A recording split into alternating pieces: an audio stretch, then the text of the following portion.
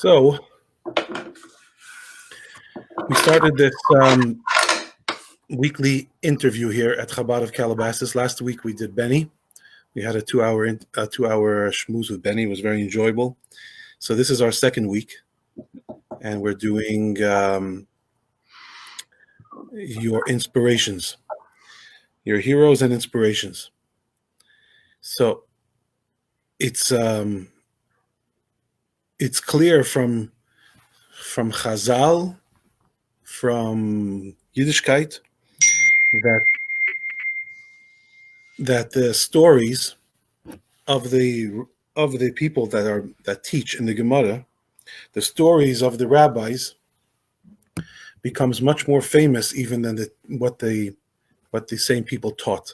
So more people know what the story of Rabbi Akiva and how he started learning when he was 40 years old and how he met Rachel, etc. Much more people know that story than people know what Rabbi Akiva taught, except maybe one or two of his most famous things. And people learn from that, and people run their lives by the stories of the Chachamim, of the rabbis, even more than people do by the teachings of the rabbis.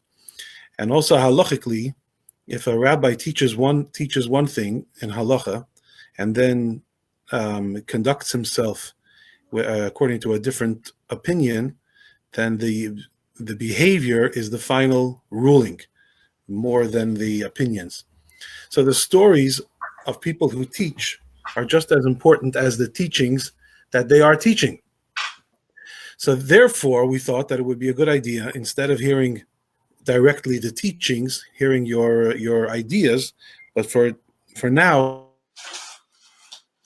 to hear your stories, to hear the stories of the people that inspired you to teach and say and believe and feel what you do.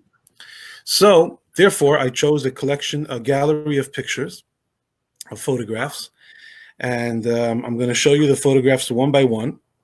And these are people that you recognize and know or knew. And if you would be so kind as to react to the pictures and share with us what comes to mind when you see these people, and tell us maybe some stories about them, or what inspired you about them, or what about them made you what you are today, which in turn made us what we are today, and many other people as well. So that's the idea. You like the idea? I love surprises. Okay. Hopefully there won't be any bad surprises. Okay, showing. Here we go.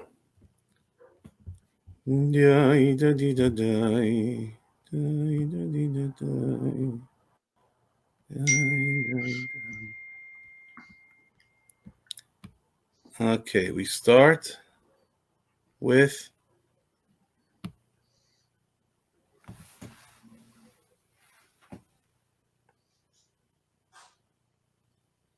you recognize? Okay. I didn't know him personally. we weren't close friends or anything. He lived in Israel, came from Russia, and he embodied every principle that Chassidus teaches. He was there. He was it. That annoying sound will stop in a second. Okay, let me introduce who this man is. His name is Rafal Nachman Khan. He was known as Fole Khan, and he is the father of Rabbi Yoel Khan. He was one of the Chassidim in the Soviet Union. He suffered under the Soviets, and then he came out, Baruch Hashem, and inspired a lot of people. Yeah. So that's who he is. Now tell us about him. So the stories that I heard about him were very inspiring. But the one story that I actually witnessed, which I related to Rabbi Yoel, I told his son the story. He was in New York for Tishrei, for Rosh Hashanah, and there was a Hasidic Farbrengen upstairs in 770. And the older Chassidim, his peers and his colleagues were sitting around the table, and they were inspiring each other, singing intense Hasidic tunes and so on. And I was standing right behind him. He was sitting on the bench. I was standing right behind him to be able to hear what he said. And he was talking to the other Chassid on his left. And he was saying, Who was that? I don't remember. It was an Israeli Rov that I really didn't know, so I don't remember who it was. And he was saying that Chassidim would say that if you have a strong reaction to a physical experience, it severs your connection with God for that moment. So if you say ow to a physical pain, for that moment, you've lost your focus. As they were speaking, the other Chassidim around the table were singing. And sitting on his right was Reb Hendel Lieberman, the artist, who loved Hasidic songs. He was singing with all his heart, his eyes were closed, and he had this large soda bottle. This was when soda came in bottles and glass.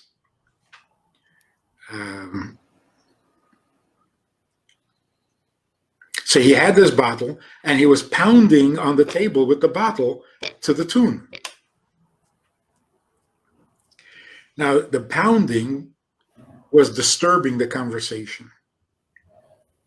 So that fella, this man you're looking at, motioned with his hand to stop pounding.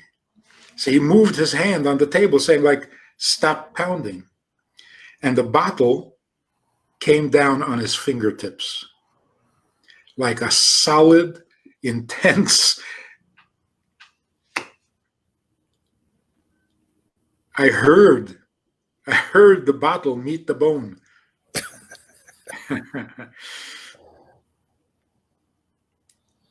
He didn't utter a sound. He put his hand under the table and continued the conversation. You talk about people, people of spirit. When the spirit is that real that the body doesn't disturb you, this is bigger than life. And this is what you can become if you just put your focus where it's supposed to be, consistently, thoroughly, honestly. I told Rabbi Yael the story, and he was speechless. Did you tell him the story right when it happened? No, it must have been after Yom Tov, after Tishrei was over, probably a month. Yeah.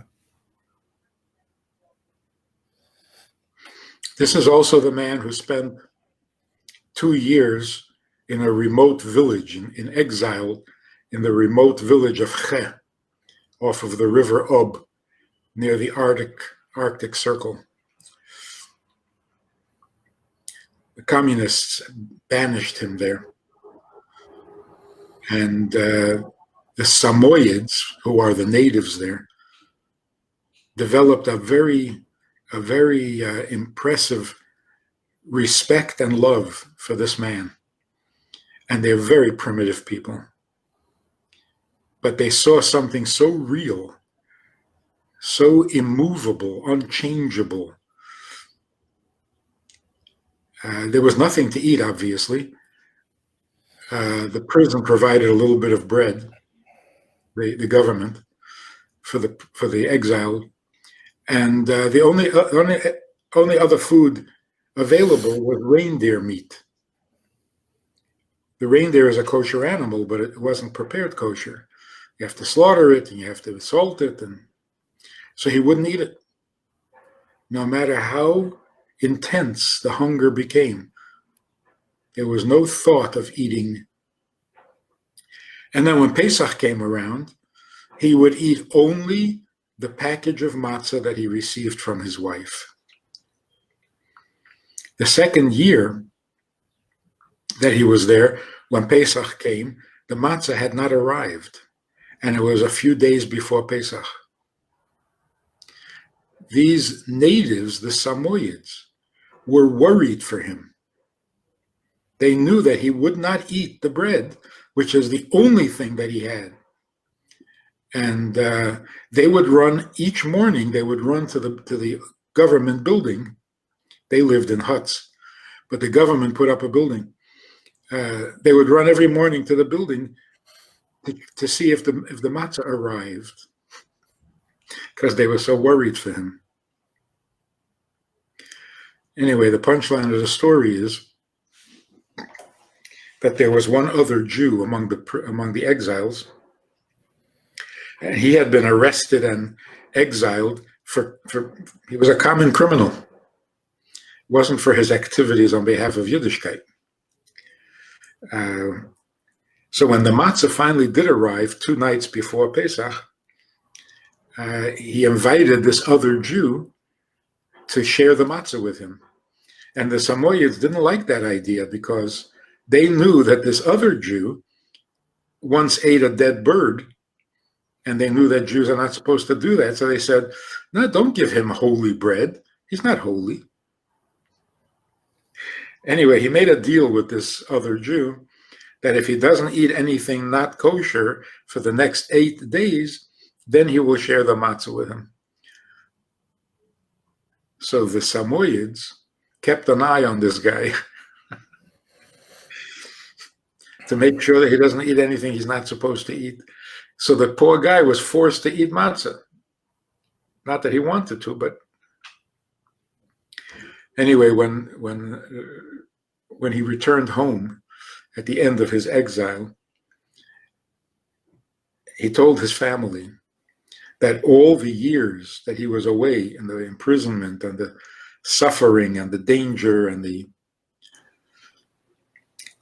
it was all worth it, because that night in Che, a Jew ate matzah that he otherwise would not have eaten.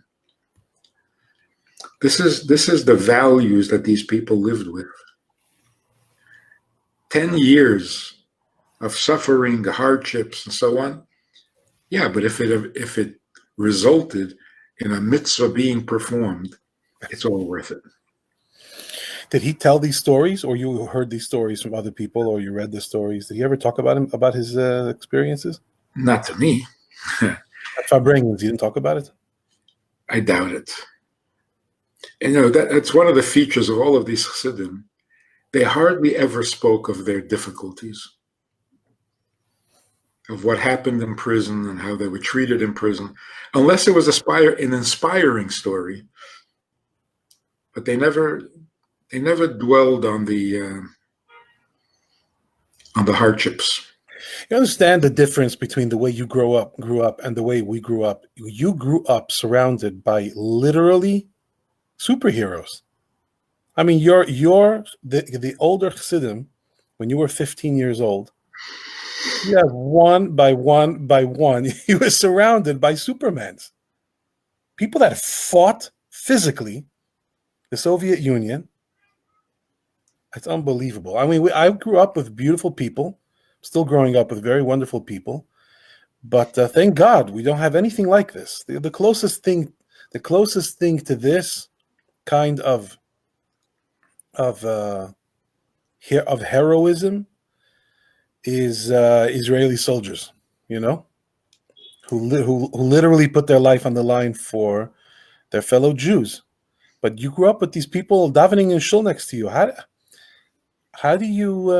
I don't know. Did you have a hero worship for these people? Did all of your friends look up at these people, or was it just normal? Like life is always just normal.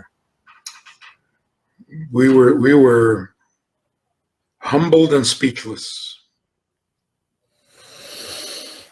But speaking of Israeli soldiers, that somebody wrote to the Rebbe that he lives in a town in Israel.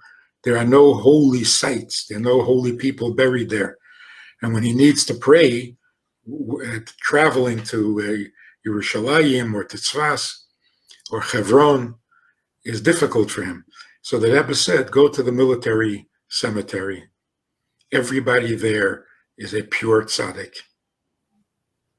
So yeah, they are the heroes of our generation in that sense. But thank God that kind of heroism isn't necessary. Yeah. So the giants that used to roam the earth Right. did their job, and that's why we don't have to go through that again. Now we just need to add a little finishing touch to the world, which doesn't involve that kind of heroic efforts. On the other hand, I doubt that they would be able to handle the difficulties that Judaism faces in the free world. It's a different challenge. It's a different. Well, the Rebbe spoke about that a bunch of times. Yeah. And the Rebbe re-educated Chassidim away from that kind of Mesiras Nefesh to a whole different kind of Mesiras Nefesh. Get up early when there is nothing pushing you to get up early. Go out and do what's right, even though nobody is going to punish you if you don't. Right. There's no defiance involved. It's interesting because when they were behind the Iron Curtain, the Rebbe cried over them and talked about them in glowing terms. That's Farbrengen. The Rebbe spoke about the Jews behind the Iron Curtain like they were God's gift to mankind, and nobody was allowed to say a bad word about them. No one was even allowed to say a good word about them. The Rebbe got upset and said, "You're underestimating them." But when they came out, the Rebbe didn't treat them with reverence, with the same kind of you didn't get the same feeling the way he spoke about them when they weren't there, when they were in Russia. If the Rebbe had showed them any preferential treatment, they would have run away. That's interesting. That's interesting. So you don't think any of them felt let down, that they weren't getting the kind of hero's welcome that they thought they deserved? That was part of their greatness. What they did was so natural, so unassuming, that any kind of special attention, they would have felt very uncomfortable. Completely out of character. Amazing stuff.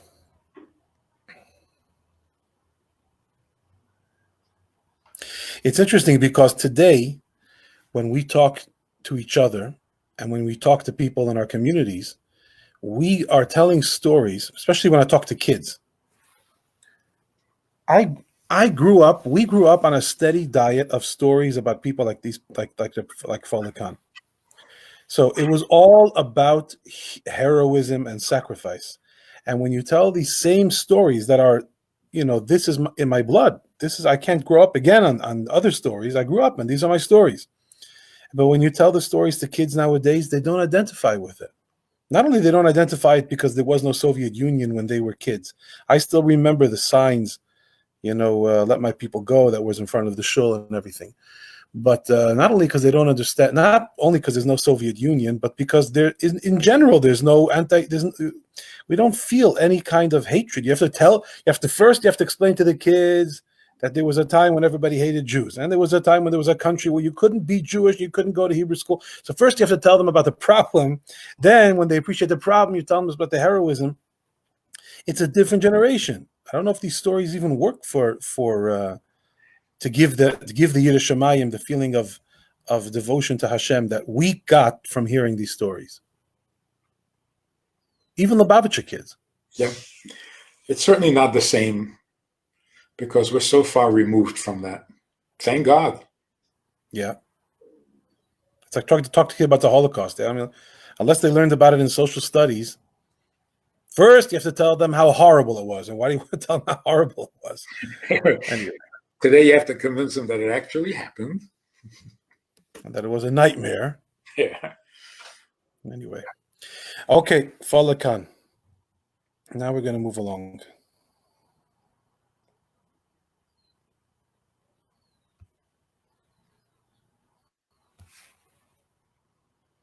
Who is that? That is the Rosh Yeshiva of the Lubavitcher Yeshiva in Montreal, a former Rosh Yeshiva, Reb Isaac Shvei. Isaac Shvei, the most I ever heard about him from you was that you named my brother after him. My brother, Nissen Isaac, is named Isaac after Isaac Shvei. So apparently he meant a lot to you. But he was a Rosh Yeshiva. He wasn't a mashpia. He wasn't the spiritual mentor. He was a Rosh Yeshiva. He taught the Gemara. He taught Talmud. So what was it about Isaac Shvei that was so special that you decided to name one of your kids after him? Well, first of all, he also came from Russia. But his experience was as a child. He was 10 years old when his father passed away, and his mother, desperate to have him educated in Torah, sent him off to Samarkand as a 10-year-old, not knowing whether she'll ever see him again. Anyway, he came there and went right into the studies. And that also, we need a background to know what it means to go to a cheder under the communists. The danger of it. How did she do this? She met a chassid who happened to be a Mishulovim. And they recognized each other as Chassidim. They didn't know each other personally. She had 3 sons, and she was desperate to get them into a yeshiva, underground yeshiva. She begged and pleaded and threatened, and finally got this stranger to agree to take her sons to where the yeshiva was hiding. In order to make it a little less dangerous, the child was told, if anyone asks on the train where you're going and who you're going with, you should not mention the guy you're with. Like, you're not related at all, you don't know the guy, you're just running away from home because you're unhappy at home, and you don't know where you're going, wherever the train will take you. 10 years old, and you have to fight the system. His older brother, Baruch Sholem, had already been taken to the yeshiva by this guy, and now the mother wanted him to take another risk and bring her 10-year-old to the yeshiva. And they did the same thing. So that Isaac arrives there, and he goes into the study and so on. And then his younger brother, who passed away just recently, who was the Rav in Crown Heights, he was 8 years old, and the mother sent him too. 8 years old, away from home, not knowing if he'll ever see her again. But she promised that she would come visit him in order to get him to agree to go. When he arrived there, he found that the boys, the students, each had a bench that they slept on. That was their bed. They're sweet. When he got there, there were no benches. But his brother Isaac gave him his bench. Then, where did these boys eat? People were dying in the streets from hunger. This was during the war? Approximately? Right.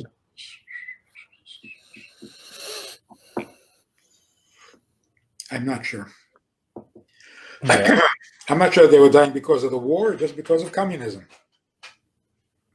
There was no food to be had.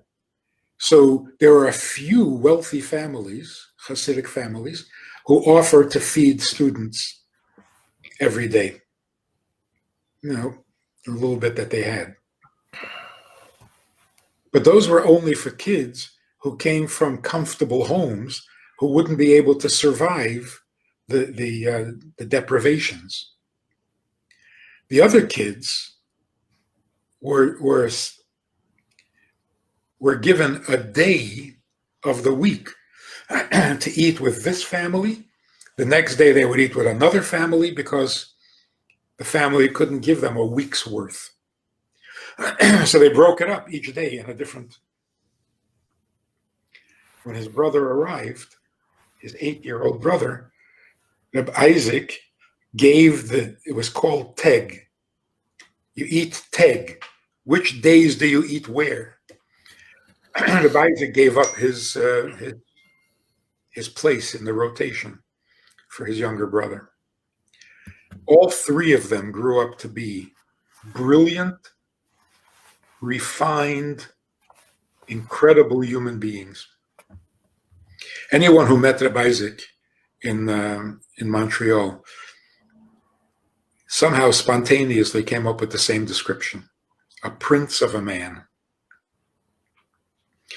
Brilliant in every way, refined and gentle and thoughtful, and every quality you want to see in a person, he embodied. His mother survived, and they all came to the States. When his mother went to see the Rebbe privately in the Rebbe's office, when she walked in, the Rebbe stood up. And she was horrified. The Rebbe should stand for her. Yes. Chassidim don't like that kind of formality. And so she said, please, for me, you stand up. The Rebbe said, for your sons. For a woman who can raise by herself 3 such sons. I remember his older brother. He was very tall and very quiet.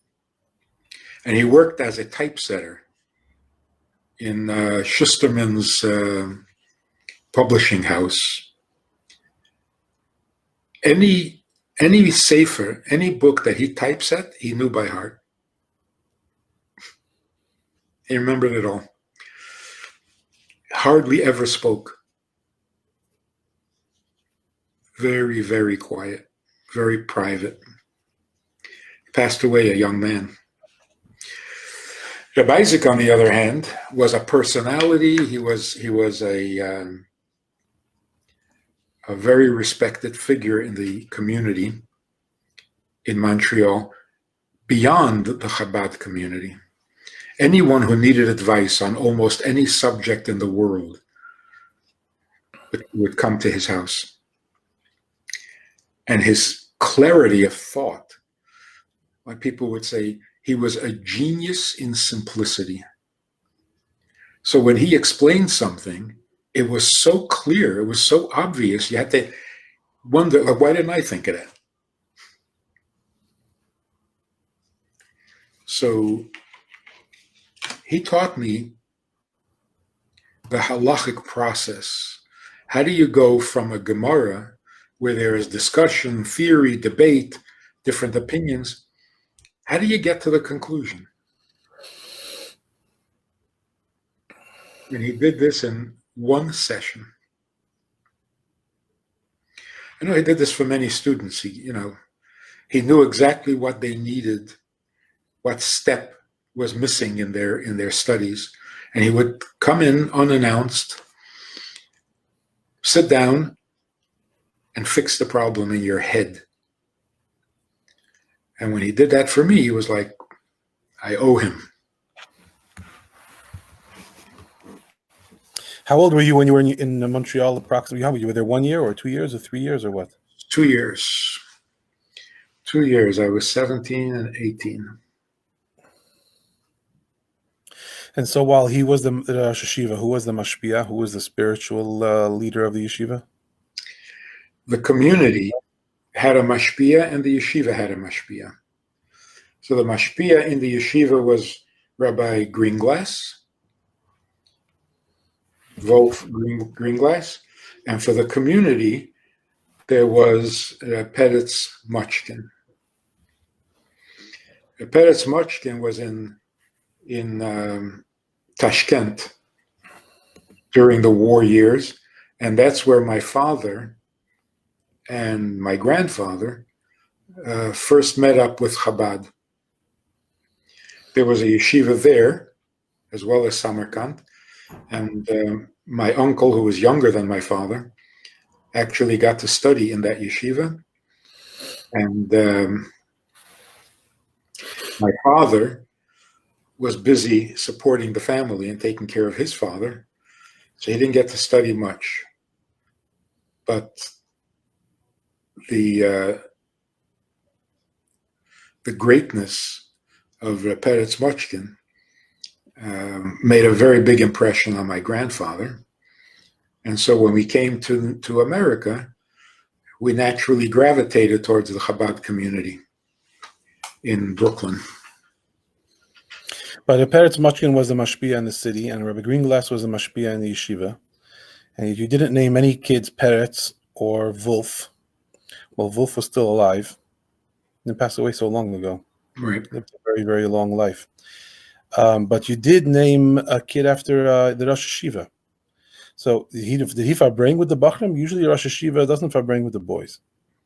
No, first of all, I ate in his house every Friday night for 2 years, which was such a privilege. I don't even know how I lucked out on that one. And we would go to New York for farbrengens like Yutes Kislev and Yud So we would take a bus, and we would sit together on the bus for 8 hours. So there was a much more of a personal relationship. With Peretz, I really didn't have. He wasn't necessarily focused on the students, but he was an incredible figure. Just looking at him was awesome. Looked like a lion. You don't have a picture of him? I can get a picture of him. Mm. Or I can just get a picture of a lion. So you could sit on a bus for 8 hours with Isaac Shvei. And what do you bring about? It's funny. I'll be honest. You're not known as a Bal Nigla. You're not known as a master of the Talmud. That's not your specialty. So therefore, it's very, very interesting that you had a closer connection with the Rosh Hashiva than with the Mashpia. It's just very interesting. So what it tells me anyway is that either you're hiding some skills and love for Gemara that we don't know about, or that he was a Mashpia in a Rosh Hashiva's clothing. Every chassid is. But the conversations were like almost any topic in the world.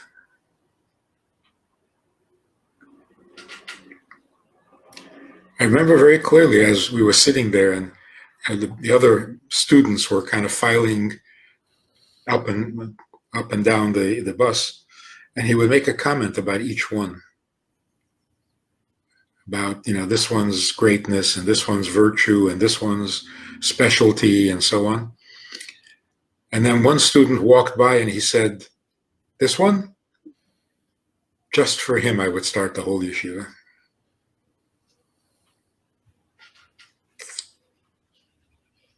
So even the younger generation had its special heroes and giants. I would guess who it was, but I'm not going to do it live. It was maybe somebody that I wanted to ask you about. He actually lives in California.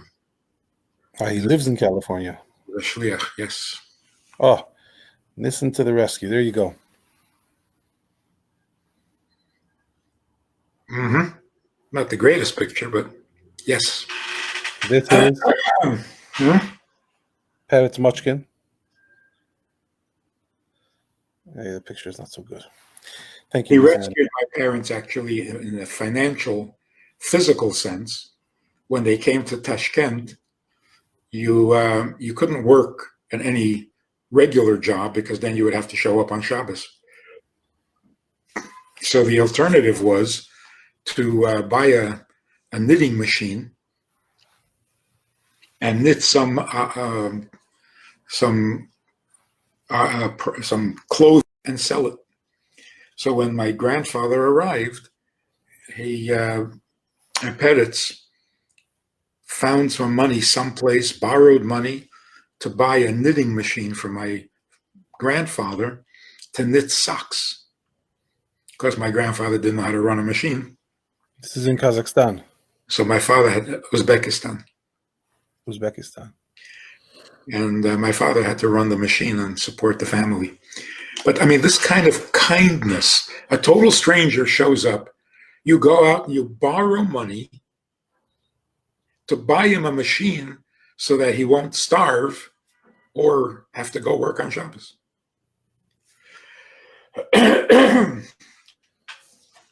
So it was not just the heroics of courage, of not being intimidated by threats and so on. It was also giants in kindness, in mutual concern for each other. It was a beautiful.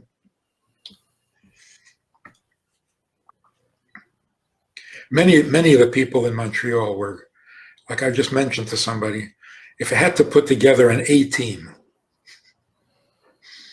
All-star team. an all-star team, that's what we had there. Everyone there was something special.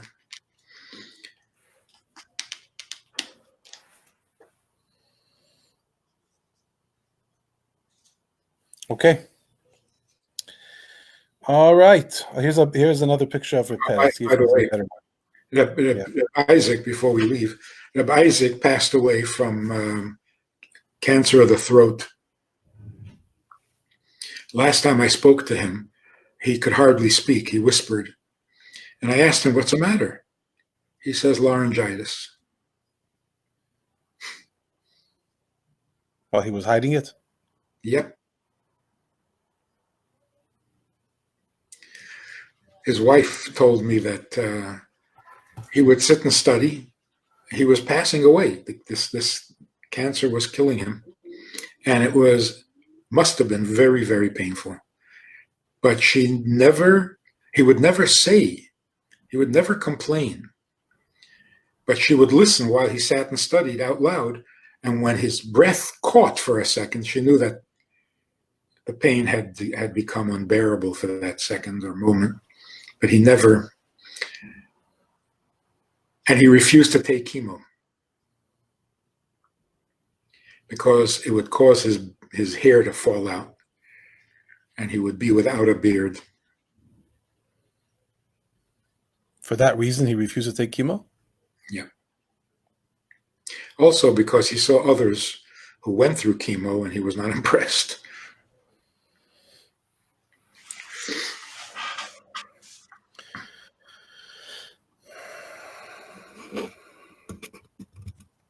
All right. And that is Reb Isaac Shvei.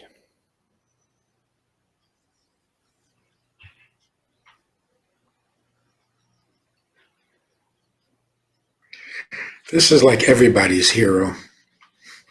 I know, but you talk about him a lot, so I think that you experienced him. This is who the Rebbe spoke about before he came out of Russia. And the Rebbe cried about his heroics. This is Reb Mendel Futterfatz. Mendel Futterfass was named after his father. So his name is Menachem Mendel ben Menachem Mendel. His father died before he was named. So he was orphaned at a very young age. And he grew up to be this giant of a man. I mean, he was actually short, but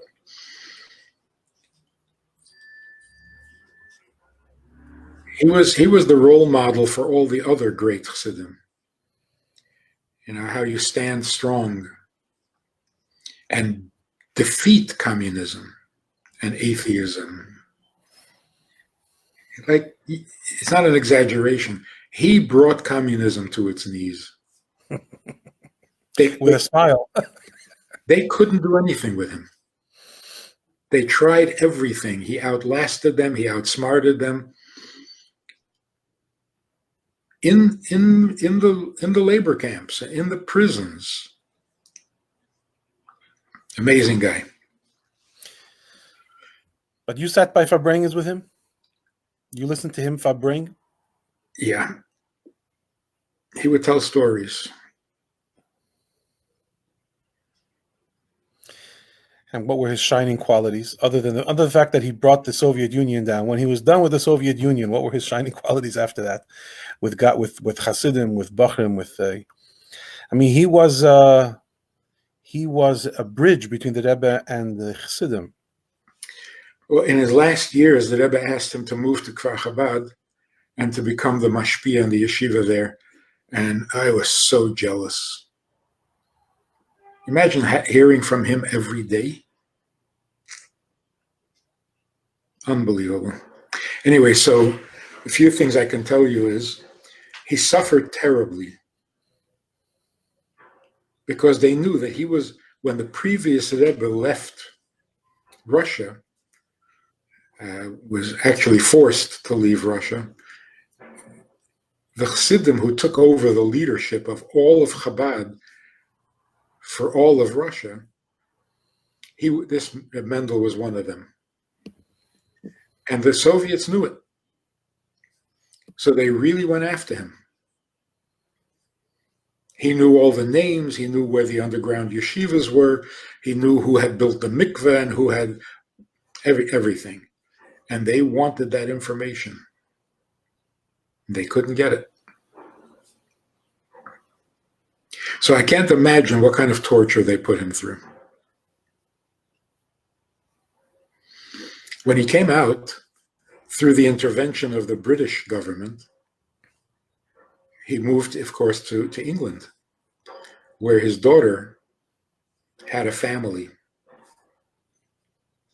His son, I think, was still a single. I think he was still in yeshiva. But after he had come to England and finally had a normal life, his daughter died in a car accident.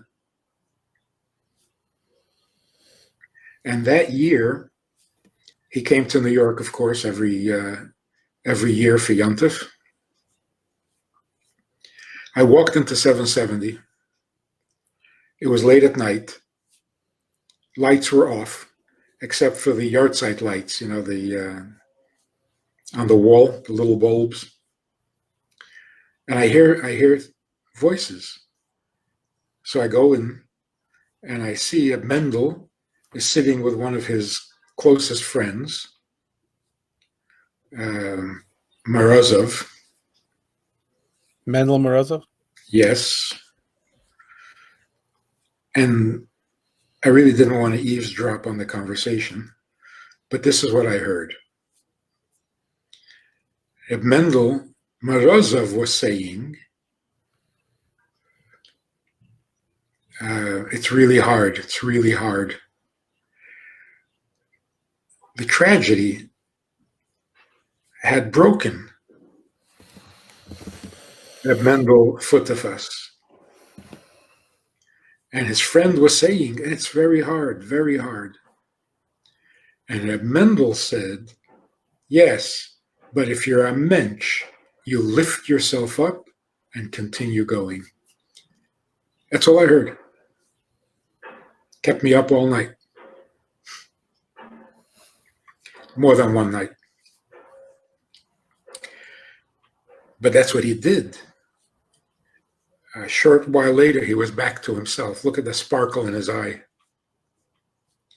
Full of life. So, we happened to end up in a sukkah together one year. I was still in yeshiva, and the crowd had left. Everybody had finished eating. and I was left alone in the sukkah. I was eating late. And all of a sudden, a Mendel comes in with his lunch.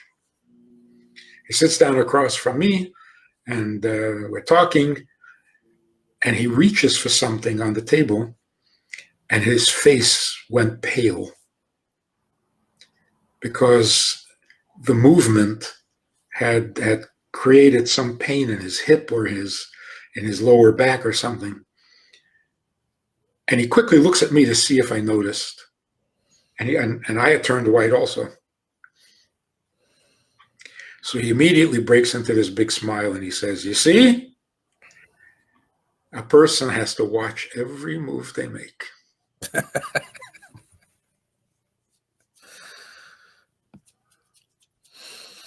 You told a story about him in a sukkah, I think, or maybe not, about somebody hitting him on his hat, trying to get his attention. That was his partner in crime. That was Usher Sasankian.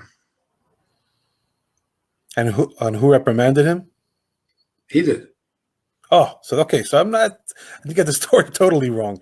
So what was that story? Because it's one of my favorite stories ever. Yeah, they had just come out of Russia. It was Sukkot, you're right. And word got out that they would be leading a Farbrengen. 200 people showed up. This is like 1965, 66, approximately, yeah? Something like that. Probably 67. Yeah. So there's a Farbrengen, and 200 people are singing, and they're inspired, and the other Chassid of Usher had also been in Soviet prisons and gulags and so on, and managed to survive. But he was like almost, although they were the same age, this Reb Usher was like a student of Reb Mendel's. Wouldn't do anything without asking Mendel first.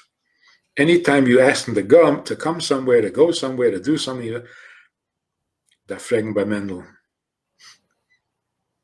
So anyway, they were sitting next to each other, and somebody wanted Reb Usher's attention, wanted to tell him something. During this big Farbrengen. During the singing, when everybody was singing. So he couldn't make himself heard to catch Reb Usher's attention.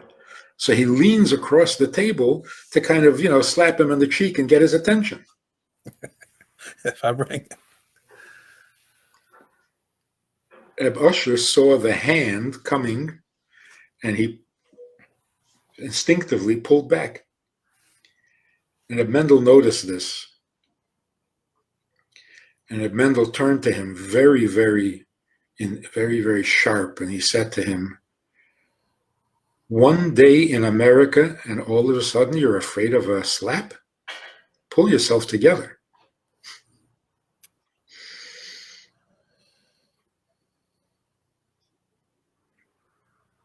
Which means that in Russia, he would never have done that. When somebody reaches over to slap him, he just stands there and takes it. Otherwise, if the slap intimidates you, they've got you over a barrel and you're gonna lose. So they didn't give an inch, these people. Not an inch.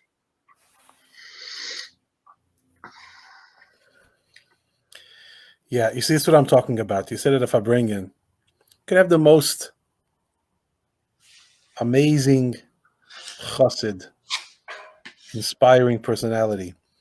But when you have these kind of people sitting and talking to you, and they're not telling their stories, I don't know, it's just incredible. He also told a story about him, about people coming to New York for Yom Tif, right? And he was the welcoming committee. That was him. Yes, I'm not messing that up. Yeah, it's a rather longer story, but yeah, he came out in 67. And then I remember what year it was that the Soviets suddenly allowed a large group of Chassidim to leave for Israel. Okay. It was already, I think, in the 70s. So that Mendel had been to New York. Reb Mendel was already familiar with the whole scene. He was practically an American already. But then this large group of Chassidim who were allowed to go to Israel, the first Rosh Hashanah that they were free, the Rebbe paid for all of them to come to New York for Rosh Hashanah. He gave them all tickets to come for Rosh Hashanah. And that was known as the Rosh Hashanah of the Russians. The Rebbe gave them seats up front. He honored them with hakafis when Simchas Torah came around and called up to the Torah. Anyway, so when they arrived, they all came on one flight. So they're all coming from the airport, each one with a taxi or two in a taxi or with their children. Mendel is standing in front of 770, and one taxi after another pulls up.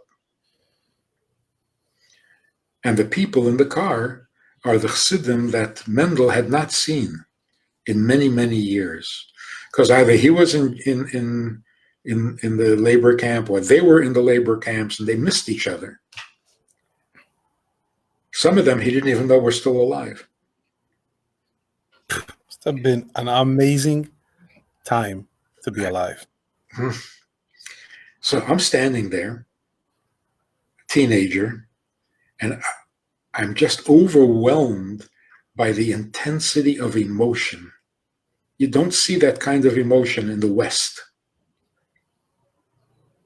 People are cool. They don't have that depth of heart. So every time a taxi pulled up and the door opened and Mendel saw somebody he hadn't seen, and they may have suffered together or grown up together or taken risks together.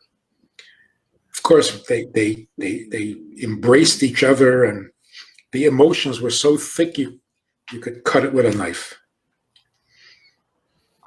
And then the next taxi would come in, and Mendel would run to the other one, and they would hug, and they would cry and laugh. It was really, really intense.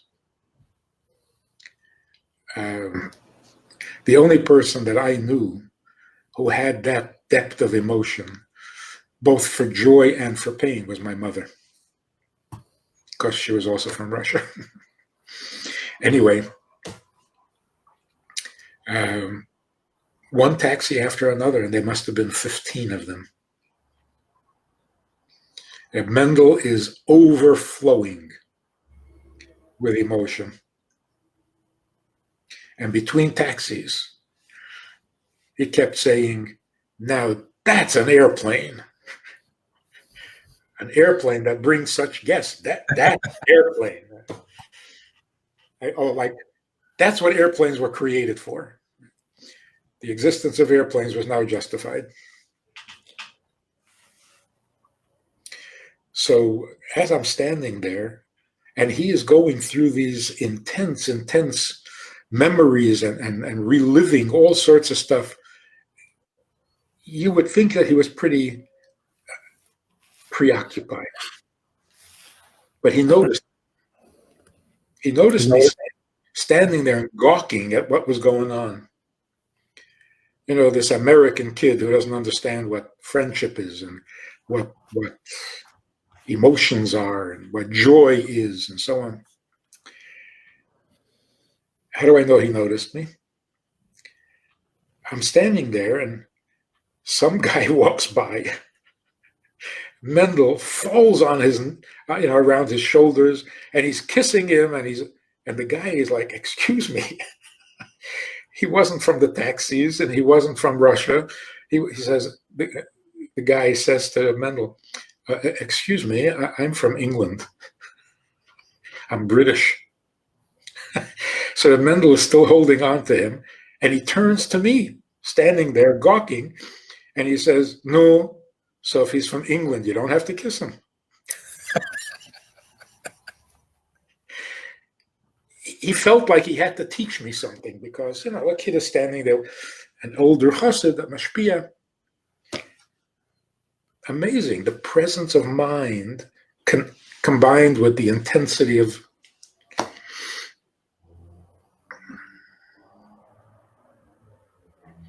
These were people who were direct products of what they learned in Hasidus. They were living. No, they were Chassidim. They were living Chassidus.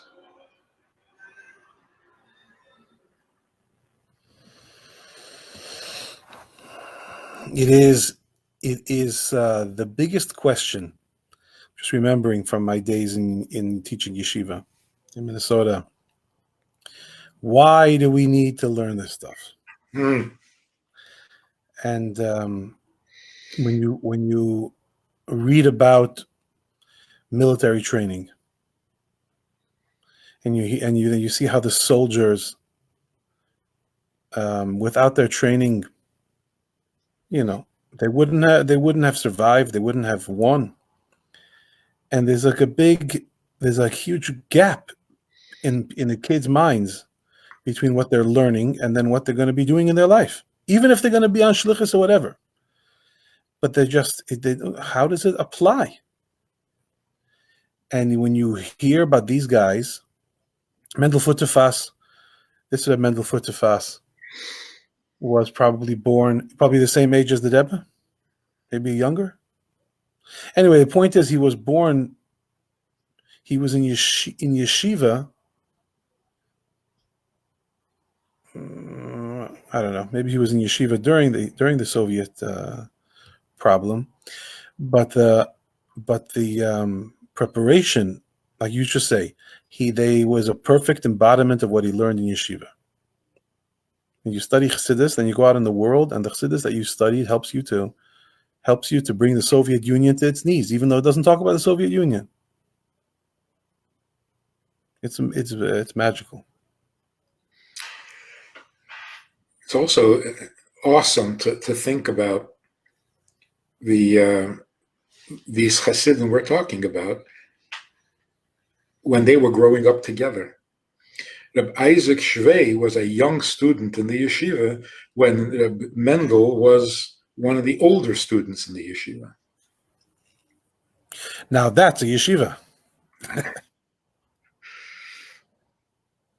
Mendel, like most of these Chassidim, was physically very, very strong. I guess you had to be to tolerate that torture. But they were very powerful, physically powerful people. Not delicate. Mendel was born, Nissen texted me, Mendel was born in 1907. So he was a few years younger than the Rebbe. Yeah.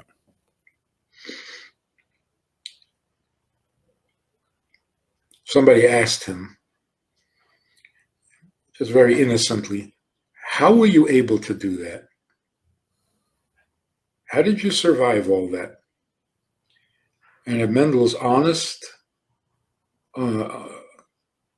sincere answer was, if you had been there, you would have done it. The situation called for that kind of behavior, so what choice did I have? Well, there were a lot of people that were there that didn't do it. I know. It's not it's very nice of him to say that. Mm-hmm. And I'm sure he believed it. I mean, you have a story that you always tell about him encountering a rabbi coming off a bus. Yes. So he knew that not everybody that was there was going to do it. Yeah. But he still believed that people would do it. But what he saw the guy getting off the bus was to him not an option. Right, but he saw that to some people it was an option. I think if you were there, there wouldn't have been an option for you either. Could be you would be from the weaker ones. Just like you had no option but to resist the communists, you also had no option but to be a Jew. It was just not an option. It's an amazing, and that's why if the Rebbe had given him any kind of special attention, it would have hurt him.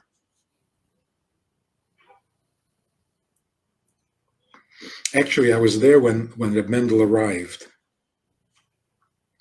for the first visit to the Rebbe. Now, you know, he came out of Russia completely devoted to the previous Rebbe.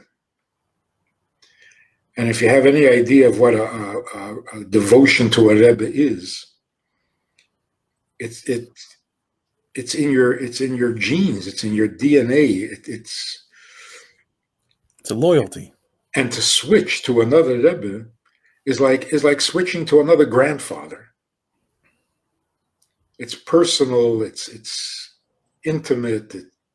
It's your whole life. Anyway, so Mendel came to New York. He had never seen the Rebbe.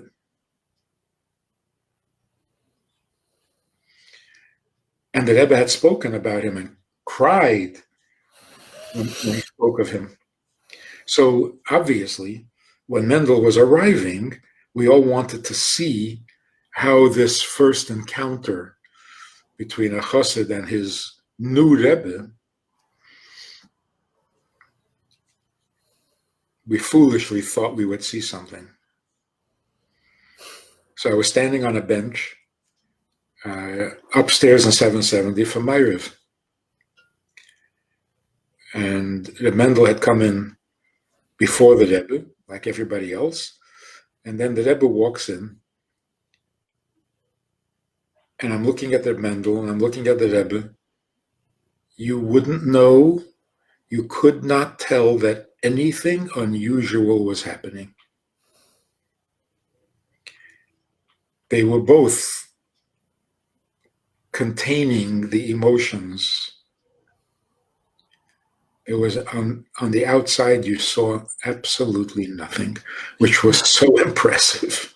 Mind you, this was a man who wrote the Rebbe a letter in his mind. Right? And the Rebbe got it and responded to his family. So, yeah. Amazing. Actually, he was in a labor camp when the previous Rebbe passed away in 1950. They had constant interrogations. And the interrogations, according to Reb Mendel, were worse than the prison itself.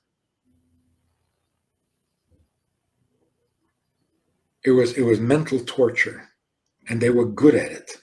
They were experts. And they would play these games, and you never knew what they're going to come at you with, and you had to be on your toes, and it was always in the middle of the night when you were tired. Anyway, they called him into the office, and he was expecting a typical interrogation. This guy said to him, "Mendel, it's over. Give it up. The Rebbe passed away." His first thought was, cute, try something else. He didn't believe him. And then when Mendel told the story, he said, "You know that when you hear the truth, you know it's true. Something told me that it was true. And for the first time in all the years, my knees buckled and I had to sit down. But only for a minute. Because then I realized the sun sets and then the sun rises. There'll be another Rebbe." So I stood back up and I didn't let him get to me. Let me the perfect example for what kind of strength it took to survive those mental tortures and so on. One of the guards informed Reb Mendel, because everybody loved him, even the murderers there. He came and informed Reb Mendel that another chassid by the name of Moshe was arrested the night before, and that he was put in a cell on the floor just below Reb Mendel, and that if he spoke into the opening in the floor, in the cement floor, where the heating pipe goes, Moshe will be able to hear him. So late at night, Mendel lays down on the floor and puts his mouth next to the opening, and he says, Moshe. Now, Moshe was new. He didn't have the contacts.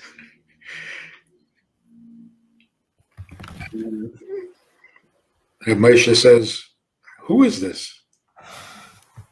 And he says, Mendel. And then he asked him the first question. Moshe repeated it when he came to Montreal, and I was in yeshiva, and he was verbringing. He says, Mendel asked me, Du bist zufrieden?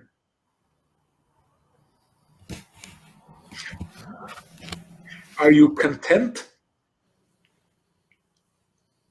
This is what you ask somebody who was just thrown in jail by the Soviets, who was almost certain not to survive and never come home. You're asking, Bist zufrieden? What did he mean? What did he mean by asking that? He meant Who's like Moshe, by the way? Who's a Moshe? Moshe. Beshetsky? Yeah. Yeah. What he meant was this. They're going to try to break you. That was the biggest danger. They'll beat you. Okay, they'll beat you. But they're going to try to break you. And you have to resist. Because you start giving out names and people are going to die like flies. So you have to resist. So that Mendel said to him, he wanted to know, are you equipped? Are you ready for this? And to be ready for this, you can't give an inch. You can't surrender an inch.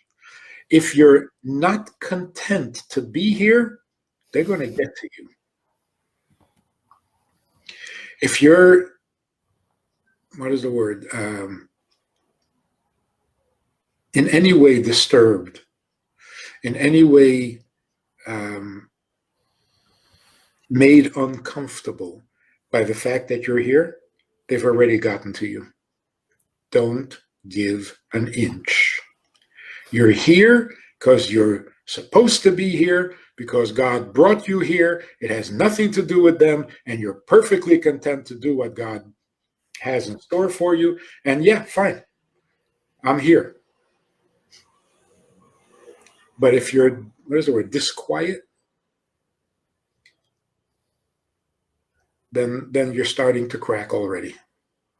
So you see what kind of, the power of the mind. You know, sometimes you hear about these gurus or yogis. They can go into a trance and walk on burning coals or whatever that is. You know. The power of the mind. They train for that for years and years and years. And then what can they do? They can tolerate some pain. These guys tolerate some pain. That's for a child.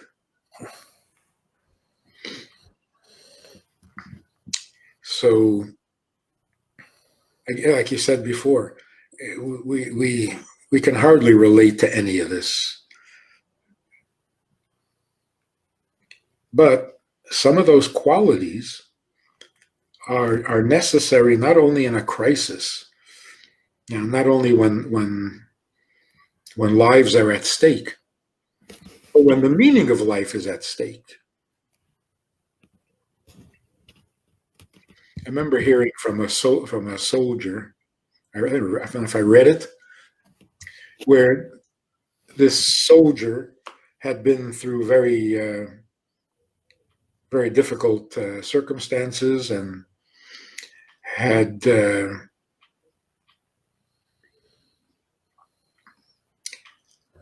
had been awake for many, many hours and overtired, and the whole troop were trying to relax. And this guy said, "Okay, I'm going to sleep." And someone said to him, "You can sleep? You'll be able to sleep?" He says, "My body does what I tell it to do. If I tell it to sleep, it's going to sleep."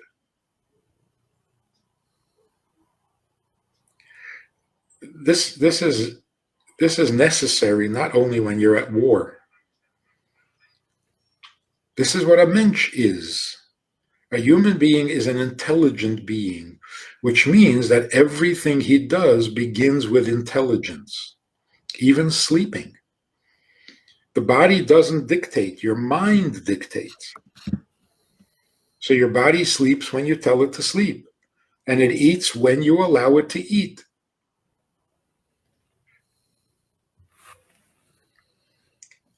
I remember as a kid thinking, the Rebbe sat at Fabrengens sometimes 7 hours. There were those famous Fabrengens that lasted 7 hours. Never in all the years, I never saw the Rebbe yawn.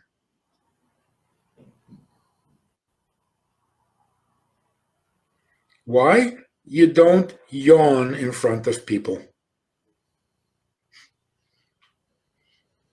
And if you tell your body not to yawn, it doesn't yawn.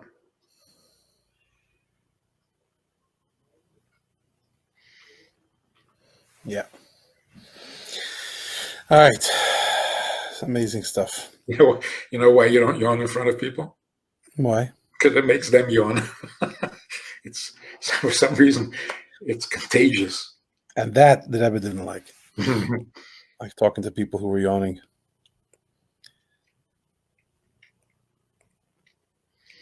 Now here's a real giant of a man. The other people we just talked about were about 5'6", 5'5". This guy was 6'3". Who is this guy? This guy is the son of a farmer from Connecticut, Danielsville, Connecticut. He came to the yeshiva when he was just bar mitzvah, 14 years old, I think. And this was in the yeshiva in Bedford. In Crown Heights. In Bedford Stuyvesant, yeah. Bed-Stuy. Bed-Stuy. And within a few years, he was at the top of the class. He had the advantage that his family spoke Yiddish. But other than that, he had never studied anything besides bar mitzvah lessons, which isn't much. You know? But in a few years, he was at the top of the class. This is Rabbi Yankel Krantz. And he was my uncle. I did not know him because we lived in Minnesota and he lived in Virginia. And he passed away when I was 13 and I never got to know him. But you talk about him a lot.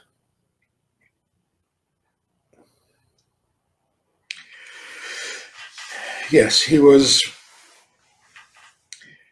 what you would call a big man.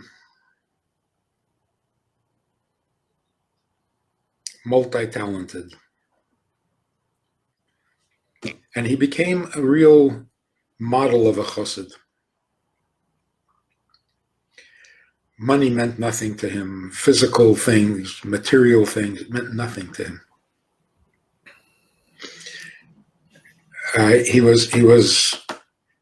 He did very well at mathematics. And the principal, when he graduated high school, encouraged him very strongly to go to college and pursue math. Wouldn't hear of it. He went and studied for smicha. He was proficient in every part of Torah, an excellent memory, very deep grasp of things, and insatiable. He didn't know what it meant to waste time. At the same time, he devoted himself, his free time, to mentoring younger students. I found out later the reason was that he wrote to the Rebbe that although he understands well what he learns, he finds it very hard to explain. He didn't have that ability to explain to someone else what it is that he understood. Koyach hasbara. And the Rebbe advised him to study with younger students. And that will force him to develop, and he did. So I was one of the first students that he picked on. And he introduced me to what Chassidus was. How old were you when you met him? 15. Yeah. So I was hanging around 770. I would come to Fabrengens. I would be there for Yom Tiv, but I had no idea what was going on. I was like a stranger looking in from the outside. But when he started teaching me and we started learning, I found out what it was that was so attractive about this community and about the Rebbe and Chassidim.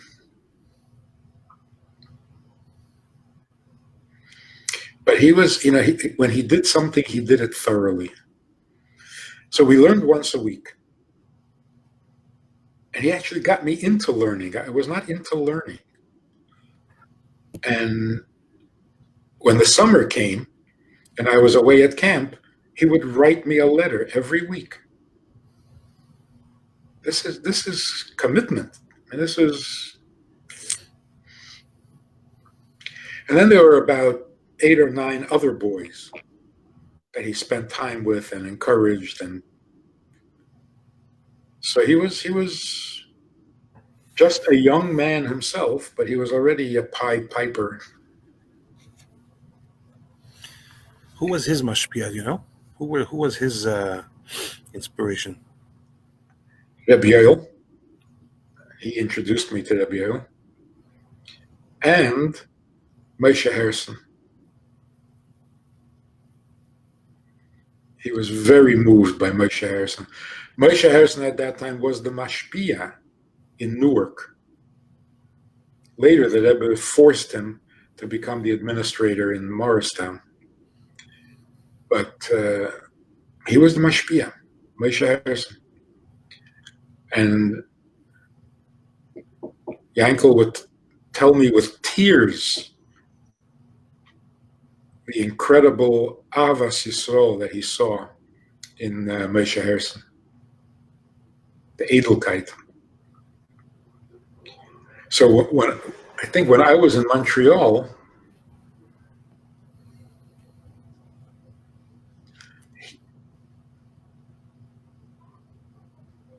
I'm not sure, but when I left New York, I went.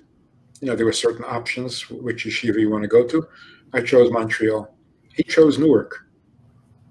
So he was there when Rabbi Yisrael Friedman was the Rosh Yeshiva, and Moshe Harrison was the mashpia. And many of his letters that he wrote to me were describing or repeating what Moshe Harrison said at Fabrengen. Long letters, 10 pages.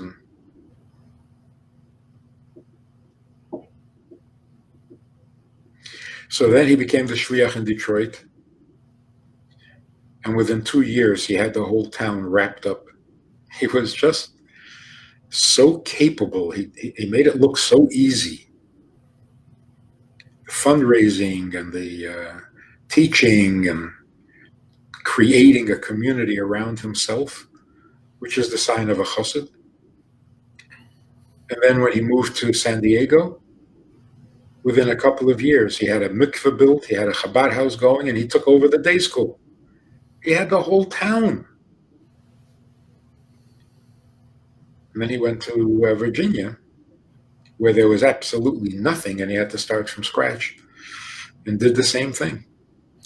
But the first people that we spoke about, Fola Khan, that Mendel Futterfast, these were people that fought the Soviet Union and then figured out a way to transfer their loyalties and their talents to a free world, and to use them and to flourish in a free world and to inspire people in a free world. Yankel Krantz never was in the Soviet Union, never faced down that kind of adversity.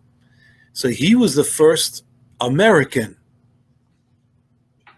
inspiration, an American Lubavitcher, as opposed to a transplant from another world coming and changing America. He was America. He was American.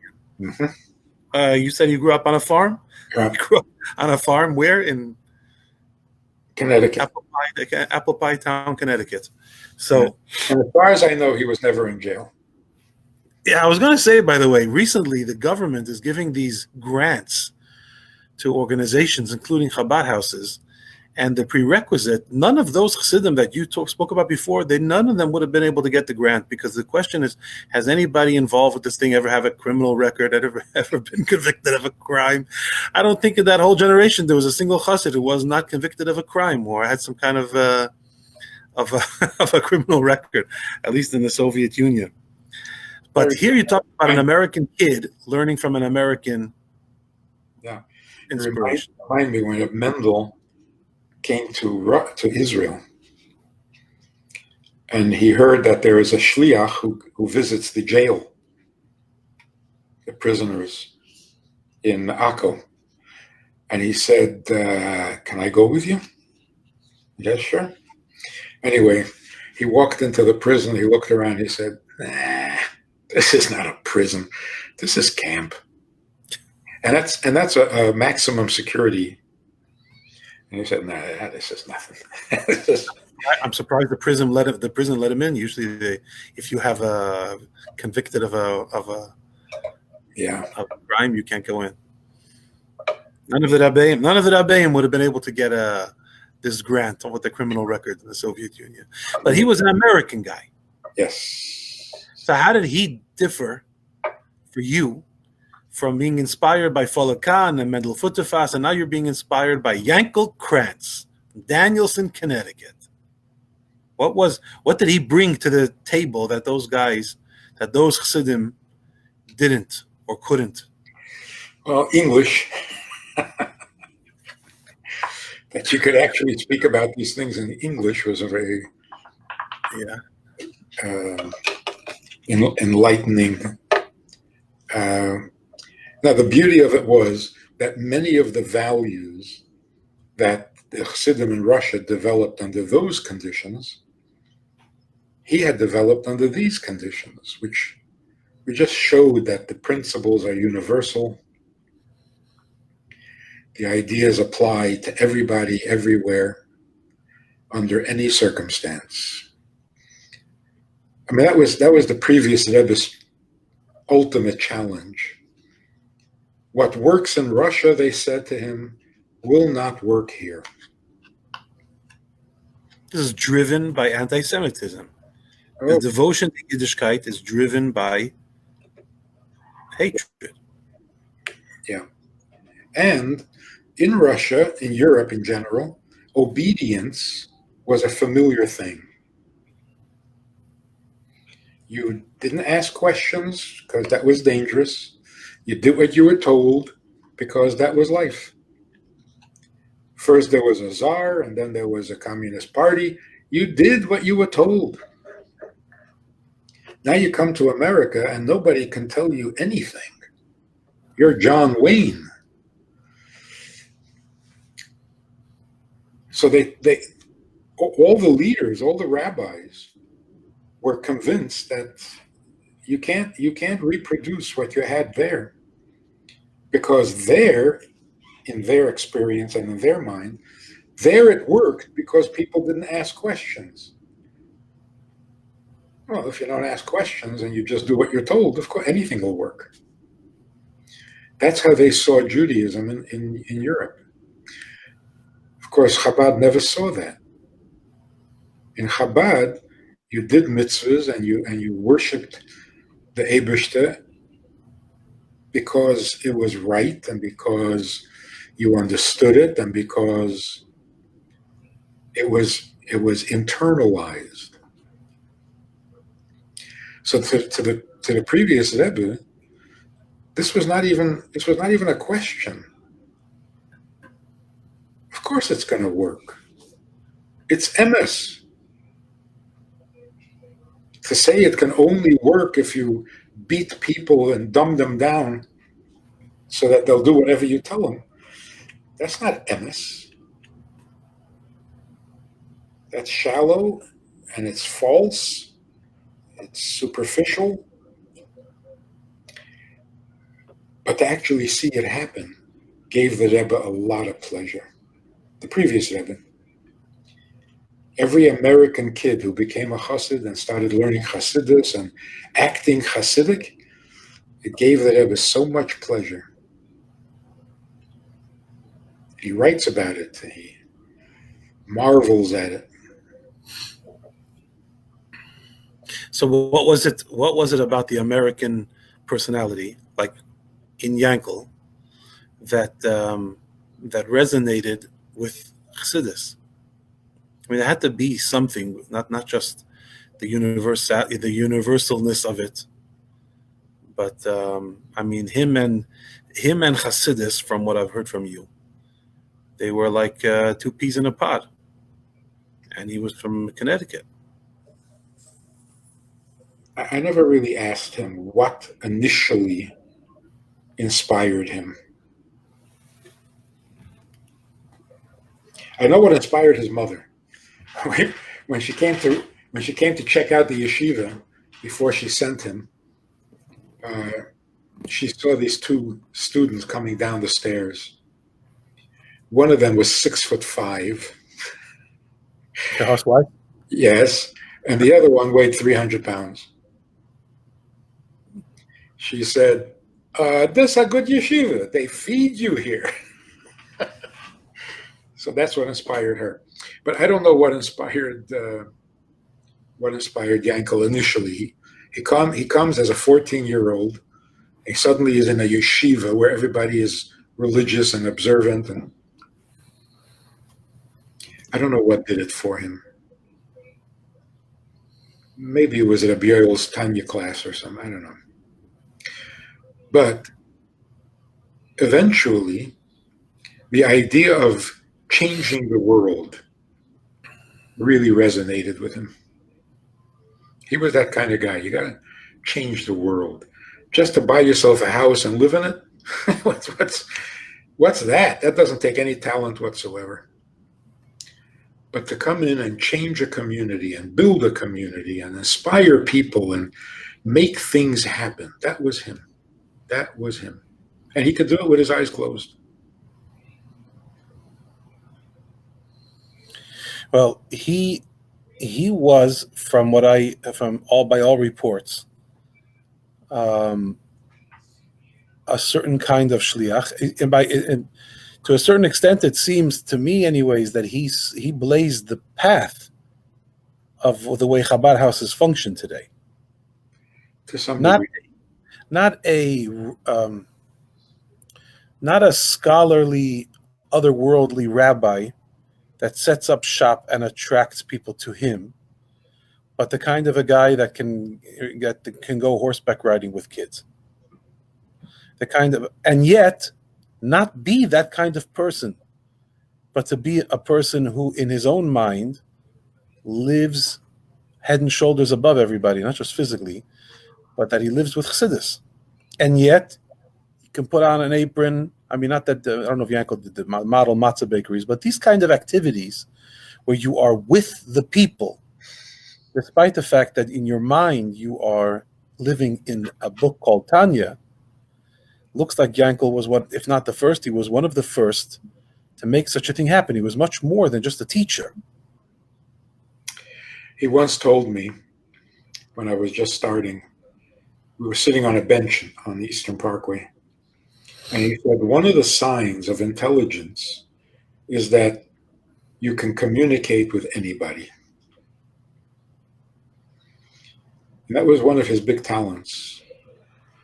There was no one he couldn't sit with and start a conversation and get into it and be interesting to the person he's talking to his interlocutor. So he could get down to the kid's level and be right there with him, and he can talk to the greatest scholar and to the biggest industrialists, and he was again multi-talented. He had to be, because he inspired people. Not one, well, not one, I would say not one, but many of whom are not like him at all. Yeah. Like, for example, you. You don't tell me that he inspired Josh Gordon, Olav Shalom. I say, oh, that makes a lot of sense. Very similar, at least from what I understand. But then you tell me that he also inspired you. He's a man who could inspire somebody to be a youth director, and inspire somebody to be a teacher of Tanya, and inspire somebody to be a marriage counselor, and inspire you to be whatever you need to be. Mm-hmm. So it bothers me that when we came back from Yeshiva's summer program in Morristown in 1991, the day we came back was the day of his funeral. I never got to know him. But and he was my own uncle. So whatever, and you've told me a lot of what he taught you. For example, the whole idea of how to deal with how Chassidim are supposed to react to the Yetzer Hara. How Chassidim are supposed to react, or if they're supposed to react, how to deal with, or if they're supposed to deal with the whole ugly side of you, of a person. Temptation, etc. The Rebbe's way. You know, when he came down with cancer, and it was eating him up, he put a little note, handwritten, on his desk. He had a glass blotter, whatever it's called. So he would put important things. He would put it between the desk and the glass. When we went to the desk after he passed away, we went to the desk and we found that he had written L'kabel Yesudim Bi'ava, to graciously accept the pain that you are meant to endure. So in that sense, he was a little bit like the Russians. But he wasn't Russian. These are bigger than life people. They were in charge of life. Life didn't lead them. Like David HaMelech says, I wake up the dawn. Interesting expression. Dawn doesn't wake me up. I wake up the dawn. I start the day, not the sun. He once quoted a poem to me in a letter that he wrote to me. And at the top, he writes these little poems, non-Jewish, and just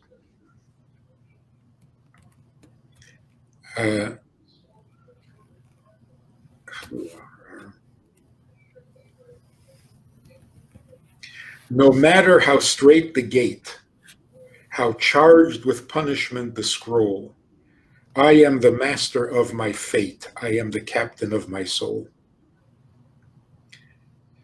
It's not a Jewish quote, but I think that describes him so perfectly.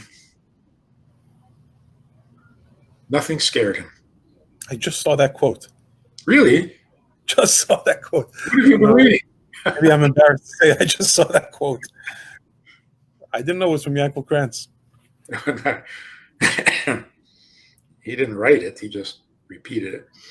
If I'm not mistaken, in David's bar mitzvah shura, my cousin David, they published the letters that Yankel wrote to Elik when he was in camp. And unless I'm not remembering correctly, Yankel wrote to Elik, the rolling stone gathereth no moss. Mm-hmm. So he did that for Elik too. He would write him letters and start with those kinds of quotes. Yeah. I'm surprised I remember the beginning of it.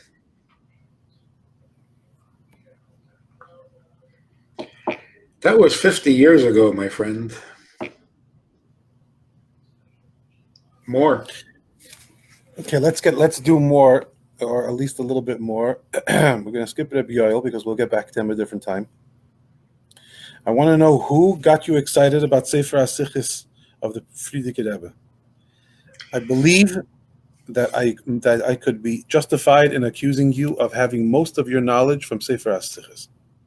Most of what you say, the values that you share in menschlichkeit and parenting, and so much of what you talk about can be traced back to the Frierdiker Rebbe's Sichos. Is this true, or is that an exaggeration? No, that's true. My idea of what a chassid is, my knowledge of what a chassid is, comes from Likutei Diburim and the Sichos of the previous Rebbe. And it was Yankel who encouraged me to read it. Aha! The culprit. He also tried to get my sister to read it. My sister, who he eventually married. Your sister is watching, so you have to be careful. Mm-hmm. He asked me to share the Sichos with my sister after they were engaged. So it was Yankel who got you into those Sichos. Okay, that's what I wanted to know. Okay, now we're going to go back to this picture, and we'll finish with this. So this is a picture of the Rebbe. It looks like 1965, approximately. No. 64. Mm-hmm. And that's you behind the Rebbe. Yeah. So to wrap this up, and Mitzvah Shem will come back a different time because a lot of people that I didn't put in because I thought we wouldn't have time, and even with the people that I put in, we still didn't have enough time. So, but just let's do this. I never get tired of hearing about your introduction to the Rebbe. In fact, I never get tired of hearing anybody's introduction to the Rebbe because of what an amazing Rebbe we have. So, this is you. At this time, looks in the picture like you're 14 or 15 years old. So Yankel is your mashpia. Reb Yoel is your teacher. You're living in Crown Heights. Your father is not a Lubavitcher Chassid per se, your parents. Your grandfather can't believe that you didn't continue in the path of the Polish Chassidim. So you've discovered a new path, of Lubavitch, and here you are. So for people who were born into it, like me, we never could get tired of hearing what you thought and felt when you slowly began to realize what the Rebbe was all about. So if I could bother you, I know it's been already an hour and 40 minutes, but if I could bother you to tell me your earliest memories of the Rebbe and your earliest memories of your connection, like your decision that this is your life, I think I would enjoy it, and I think that everybody who's watching would enjoy it too. There was a writer who came to do a story on Crown Heights, a secular writer, and spent a lot of time. They wanted to do a really thorough study of the community. And when the article came out, one of the things that the writer remarked on is that the community was very open and willing to share what they believe and what they feel and what they do and what. But anytime I asked them, what is your relationship with the Rebbe, they clammed up. Couldn't get them to talk about it. And it made them a little, I don't know, suspicious, or you know, what are they hiding? So somebody called him from the office and said, you got to understand, if you asked me how I felt about my wife, I wouldn't tell you either. This is too personal. You're just a reporter. You can't come in and ask such intimate questions. So the reason you didn't get an answer is because you were out of line. You don't ask intimate questions. You didn't understand. The best reporters will keep asking intimate questions. Yeah. But he saw the Rebbe as a community leader, charismatic, whatever. He didn't catch the personal side of it. Anyway, so let me just tell you like this. The first thing I noticed is that the Rebbe was so good looking. You see these paintings of elderly, scholarly Jews. I'm not talking about Rembrandt, but these in the Judaica shops. It ain't pretty. They're not exactly good-looking people. But I have a feeling that most truly holy people were very good-looking. I mean, Torah says Yosef was very good-looking. And that struck me because my image of holy people had not been this pretty. Just a very good-looking man. And there was something so royal about him. I had seen other Rebbes, and some of them were pretty impressive. A lot of Rebbes lived in Crown Heights then Yes. when you were that age. Yeah. But part of the impressive appearance of the others was their clothing. They wore these really good-looking gowns with black on black and white on white. Really good looking. I mean, tailored well and so on, and the big fur hats. So it made a good impression. But the Rebbe didn't have any of that. He dressed like everybody else. So from his clothing, you wouldn't know he's a Rebbe. So it was just his bearing, his being was so royal, so regal, and so natural. Somebody wrote, the Rebbe assumed the mantle of leadership, and it fits him well. There was nothing artificial about it. And so that was my first impression. This is a leader. This is not your average guy.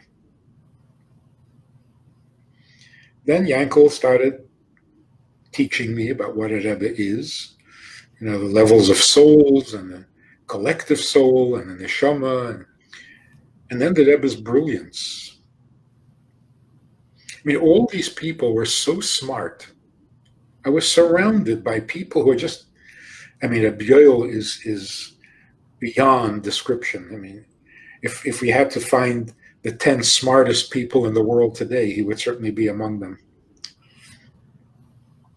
And Reb Isaac, his genius and simplicity,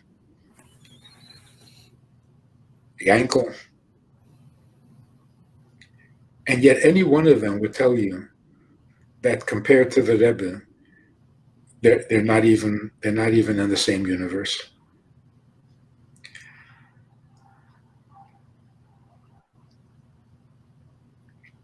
Then you see the Rebbe's devotion, the Rebbe's kindness, the Rebbe's sensitivity. It It was a different world than the world of a 15-year-old American kid.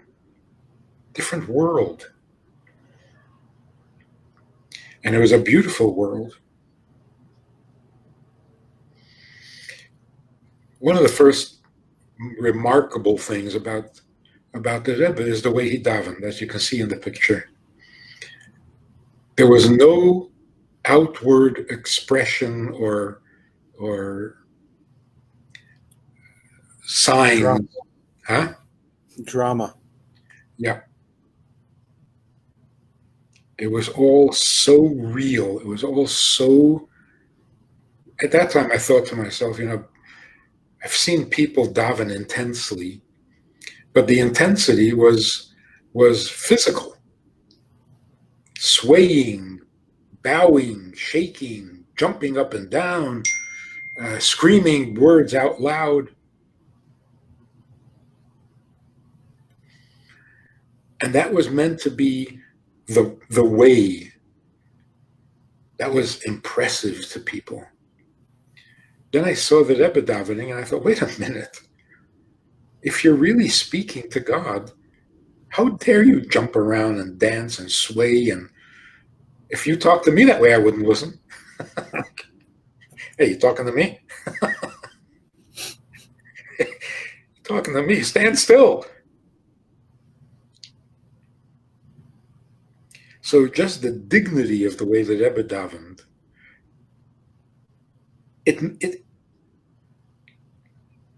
it made you aware that the Rebbe was davening to someone, and that someone humbled you, and you stood still like a mensch, and you spoke like a mensch. As intense as your feelings were internally, you were too respectful to just flail and shout and let loose. Not in front of God. That was my first, what we might call a religious experience. The Rebbe is speaking to someone, and he is in awe, and I'm in awe of him. So God must be really awesome.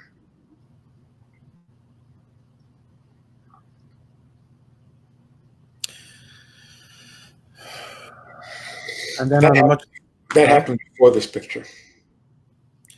That happened before this picture. It was upstairs in 770, and the Rebbe was davening Ma'ariv. So there was You mean an actual event? It was a one. You remember it was a event that happened? Yeah. They say there are gates in heaven. Some gate of heaven opened up, and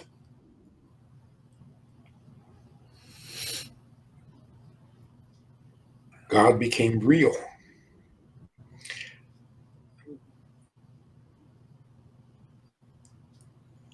I later learned, much later,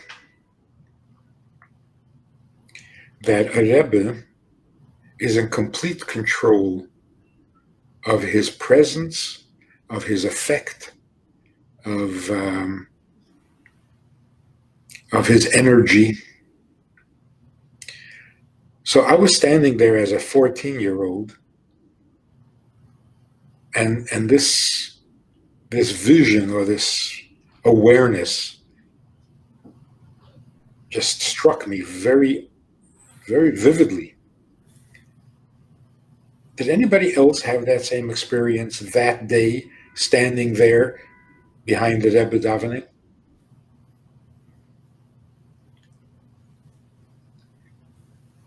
You don't get to see this stuff unless the Rebbe lets you see it.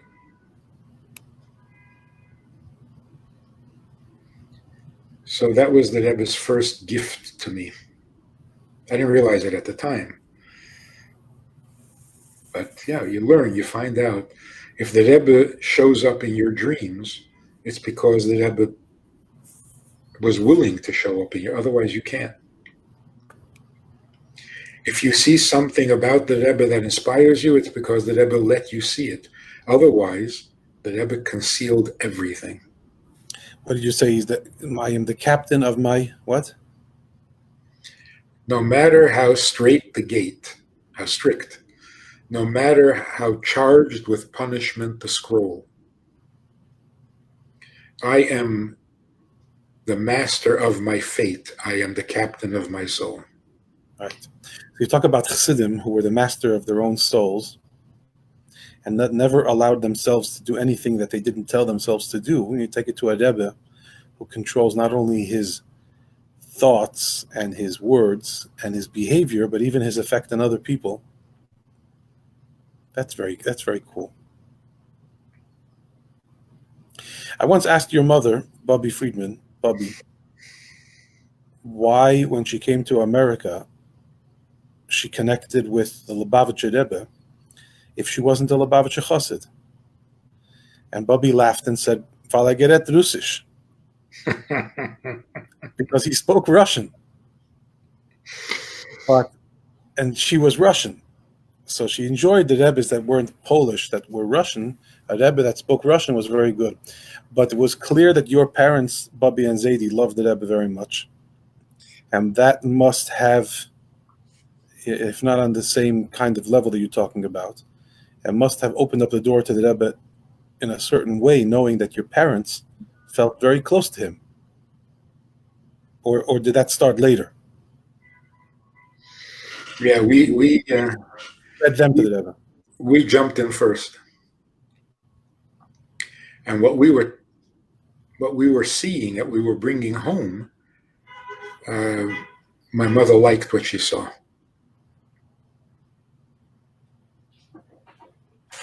She was a maven. She knew the real thing when she saw it. Okay, Ma, we're finishing up. You heard, Mom? I heard. Okay. This microphone is so sensitive. Whoa. All right. Okay. So watch what we're saying around here. Very much. Take a Thank you picture. very much. It was a very enjoyable 2 hours, and Mitzvah Hashem will do another round because there's a whole bunch of other people that we need to hear about. And you know, Ellie, but one of these days we're going to turn this around and we're going to find out who inspired you. You have to take a taste of your own medicine. Be careful of the questions that you ask. You may not want to have the answers. And also, if you could figure out how to get my heroes as pictures on this thing, I would be very impressed with your technical capabilities. Because I thought this was pretty advanced. I thought this was pretty cool. Yeah, I'll get Nissen to do it. Okay, to everybody from Chabad Calabasas who was watching today, thank you very much for watching. I hope that you enjoyed it. This was for me a spiritual bliss, disappear from the world and go somewhere else to a whole different dimension. And to everybody from all around the world who was watching because you're fans of my father, I hope that you enjoyed a different angle. And God willing, we should all have people who one day will say, when someone asks them, who was your inspiration and who was your hero and who introduced you to God, who made you feel that God is real, that there will be people that will say that it was us. But not that we can control it like the Rebbe, but we can definitely live that kind of a life. So, thank you. Still having to be able to go and some other. We can control the internet. Yeah. Oh, one question before we go quickly, because I know you got to go. Somebody wanted to know, how come when the Chassidim met at the taxi, they were so emotionally exuberant, but when the Chassidim met the Rebbe, there was no exuberance at all, and it was all contained. Al regel achas, on one foot. Why was it that way? Because the Rebbe humbles people. And in true humility, there is no self-expression. In the presence of a king, your emotions are all humbled. You stand in awe, as excited. And why didn't the Rebbe react to you that way? Huh? Why didn't the Rebbe react emotionally to the Chassid? He did. He just didn't let it show. That's the point.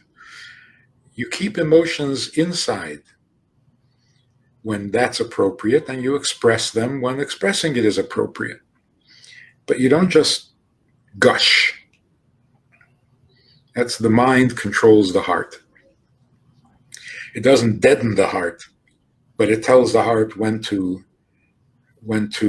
exhale and when to inhale.